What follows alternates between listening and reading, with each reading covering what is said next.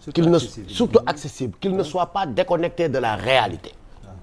Surtout. Parce que souvent wàcc ci terrain bi mooy tëj ñu bëri. En tout cas qu'il soit accessible di déglu le peuple.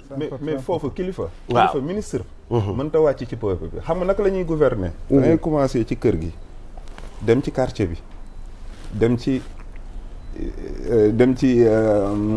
département di yéeg ba ci parlement bi ba ci parce que ministre député bi lay wax député bi c'est le représentant du peuple léegi député bi mooy wax ak peuple bi.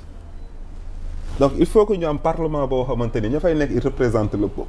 d'accord kon ci biir su ma sukkandikoo ci loolu am na ci ñoo xamante ni noonu la ñu mel ku ci mel ni Birame Souleye Diop donc maire député ministre donc. non bàyyi na yëpp léegi. non mais jaar na ci. waaw jaar ok jaar ci député nekk ministre. D'accord. mais ba muy jaar ci yooyu Birame Souleye Diop mais impôt et domaine la nekkoon. waaw d'accord ba mu duggee ci politique bi la wàcc ci terrain bi. kon gis nga mais de toute façon mooy li ma wax moom moo am fi mu toll nii dëkk bi dootuñu ko dénk kenn dañuy ànd ak gars yi gouverner ko. c'est important am na solo.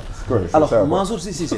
yéen seen côté itam taskatu xibaar yi am ngeen ministre bu bees mooy communication télécommunication et consort donc ma gën ko xam ne Aliou Sall tey jii moo waroon a séq nag plateau bi ak docteur mais yàlla def li muy def kon ma koy féliciter bu baax a baax Aliou Sall donc kenn ci député diaspora yi donc ñu tabb ko mu nekk ministre bi yor. kon reconduire wuñ Moussa Bocar Thiam.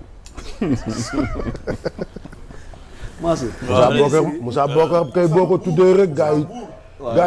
yàq naa yàq connexion Mansour Sy Cissé. moo tax Mansour déjà ministre yi. OS daf leen waroon a indilaat Moussa Bocar rek mu leen di coupé ak di leen bi nga déggee seen composition nouveau gouvernement bi donc ban jàngat nga ci def ndax xam nga ci ñenn ñoo xam seen i profil répondre na ak li ñu jaay di projet bi ak programme Pastef.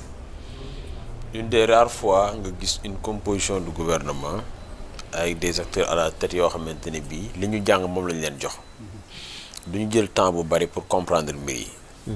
Même si y a une autre ligne qui dit que ni c'est pas parce que wala généralement ñiy def les bons résultats dans les ministères du ñi nga xamante ne bii li ñu jàng moom lañ leen jox mais c'est plus rassurant et ça fait plus harmonie. Moi je pense que le Sénégal est en train d'écrire une nouvelle page d'une république qui lui ressemble et qui peut rassembler les Sénégalais.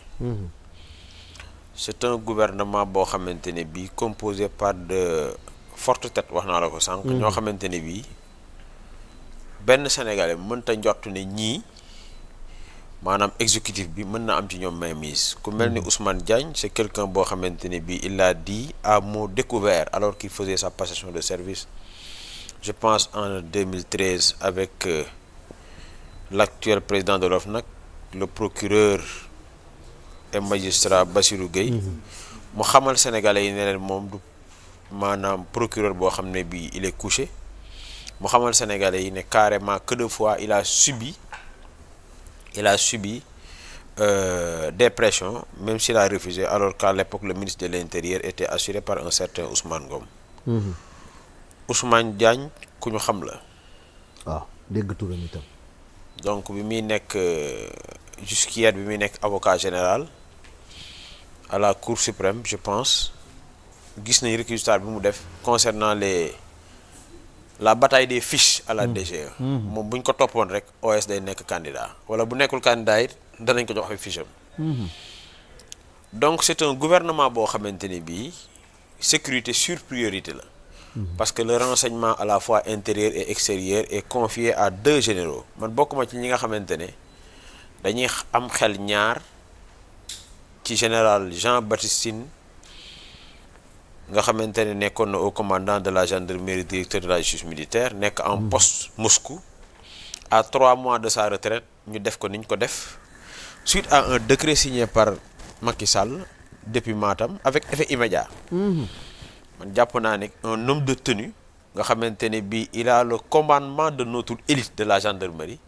ak lu mën a xew mën ngaa bàyyi mu dem retraite ndànk koy indi nga doog ko indi donc kooku tey jii bu ñëwee intérieur man dama jàpp ne c'est un signal fort pour rassurer la classe politique de manière générale mais aussi tamit la société civile parce que Jean-Baptiste Tine du defal kenn politique loolu moom leer na nañ beneen bi boo jëlee koo xamante ne bii il s'appelle Biram Diop soit moom la wala Jean-Baptiste Tine la ils ont un passé au département d'État américain des opérations de maintien de la paix donc c'est le général Biram Diop nga xamante ne moom bi mu demee retraite am na ñuy entretenir la confusion selon laquelle il a été limogé je mets ça entre guillemets à cause des événements de mars alors que non man gis naa décret boo xamante ne bii qui dit que il devait partir à la retraite donc man foofu laay taxaw c'est un décret qui a été repris même par l'agence de presse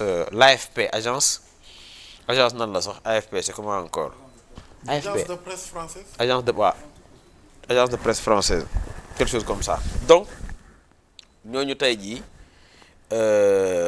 boo jëlee yenn ministères yi nga xamante ni bii c'est des ministères de souveraineté nga teg ko ci seen loxo man je pense que ni am nga loo bëgg a def tayit am nga loo bëgg a wane donc ñi nga xamante ni bii nee nañu rupture la foofu nga koy dugal beneen bi environnement aussi c'est un professeur d'université spécialisé dans l'environnement santé kooku aussi tamit il est dans la géographie de la santé il est enseignant chercheur boo jëlee sport je pense c'est Khady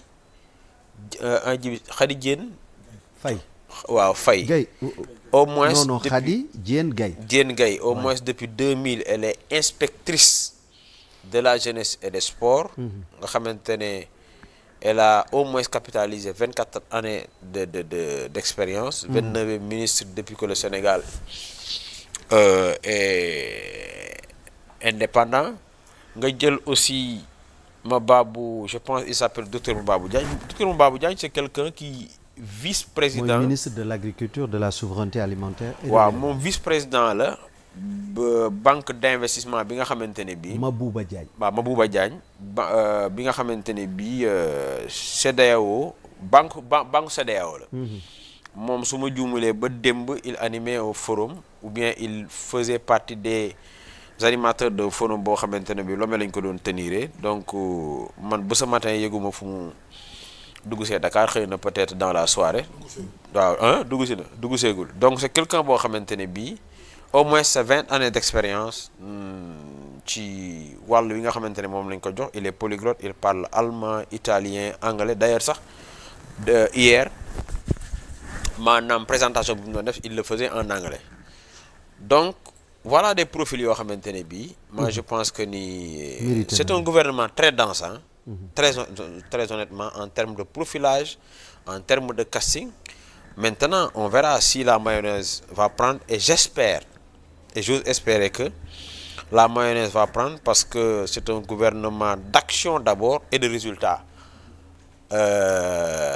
à la finalité articulé autour d'un engagement de gestion axé sur les résultats la gare donc loolu c'est naturellement important léegi nag lii tax nag sénégalais yi maanaam gis ci seen bopp mooy la transparence nga xamante ne ça fait partie de la charte de gouvernance du gouvernement entrant définie par le président Diomaye Faye loolu moom buñ ko defee fexe ba sénégalais yi ñi doon dem toog ci dëkk bi gis ci seen bopp moi je pense que ni ce sera que bénéfique pour nos compatriotes voilà waaw man loolu laa jàpp en tout cas Mansour Sy Cissé jàngat bi am na solo surtout profil yi ma dégagé yu bëri yoo xamante ni nii jot nañu ñu teg ci yoxo alors Cheikh Ousmane un gouvernement de 25 ministres sans compter secrétaire d'État yi ñu wax ak itam waaw au minimum 30 ans maximum donc ban jàngat nga ci def.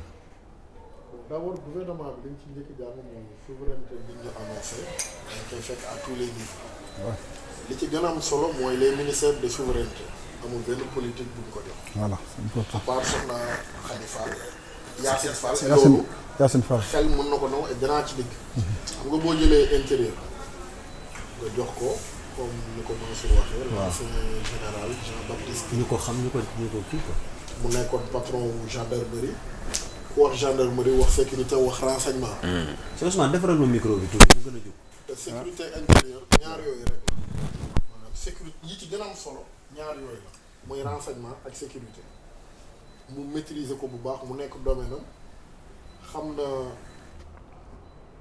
maanaam nu mu tudd appareil bi ni muy fonctionner xam na yan poste moo nekk des postes clés yoo xam ni il te faut des gens très fidèles au président de la République xam na fan la ñu war a changer xam na fan la ñu war a mettre l'accent à partir de ce moment comme dafay teel a am une mainmise sur la sécurité intérieure te lu essentiel la fi ñu jëm Sénégal tension ak menaces yi kay gete nga am opposition bu bees boo xam ni pouvoir lañu jógee attention fii di nit ñoo nekk ci yenn instance yi yàlla may leen yenn moyens boo ñagul sa sécurité intérieure bu baax doo gouverner ci instabilité ngay nekk donc da nga soxla koo xam ne du ñëw di tâtonner di xool fan la yëf yi ne da nga soxla ku miin maillage bi ba pare nga xam day ñëw rek ne ko téye koog loxo muy le général Jean-Baptiste Tine donc gis nga ni sécurité intérieure jox nga ko une personne apolitique mais bu miin tamit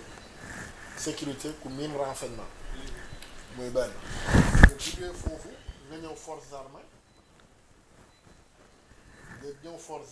nga jox ko l'ancien général Diop mu nekk général boo xam